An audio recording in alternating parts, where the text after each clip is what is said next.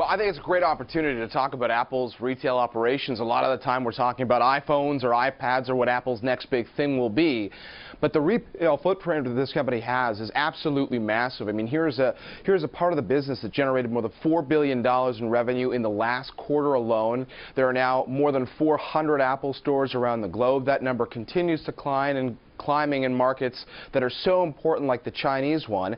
And regardless of whether people are actually buying stuff when they go to the Apple stores, and they are buying a lot based on those revenue numbers, there's so much foot traffic going through the Apple stores, whether it's in New York or here in LA or anywhere around the globe. What Apple said last quarter was that the average store was generating something like 16,000 visitors per week. And so it becomes an important part of the branding for Apple, and that's why Apple feels like it can go out and get a CEO for this job, and why a CEO would potentially consider coming to Apple, in this case the CEO Burberry.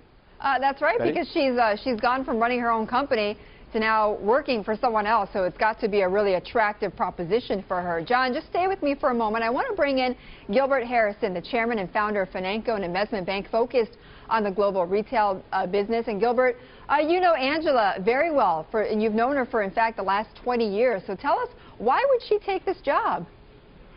Well, good morning, Benny Lou. She has spent over 8 years now transforming Burberry.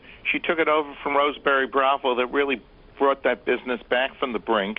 And now she is looking for her next big opportunity. And certainly Apple provides her with this type of tremendous opportunity. It does present a very big opportunity for her, but she's not dealt with hard goods, so to speak, right, with tech products. So is that going to be a big minus for her? That is a problem. Totally a problem, but if she's as good as everybody thinks she is, she will be absolutely amazing at it. She knows people, she knows the customer, and it's a great opportunity for her to come back to the United States. John, why did it take so long for Apple to hire somebody in that role? Well, I think it's cultural fit. I mean, that seemed to be the issue with John Browett, the executive who came in and did not last very long there and tried to implement some changes, and then there was a public apology from the company. You know, I think that, you know, just to your last point of what the big appeal here is, we can't ignore China.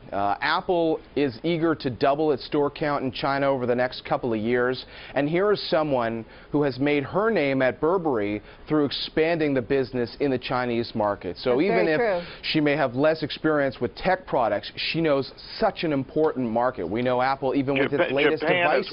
Japan as well. Yeah. Japan? Yes, Japan's a big market for them, yes. Gilbert? Yes, and she has worked hard in terms of taking over the Japanese license, and there's financial implications of it, but I think it'll be very, very good for them, the same way as John said China will be.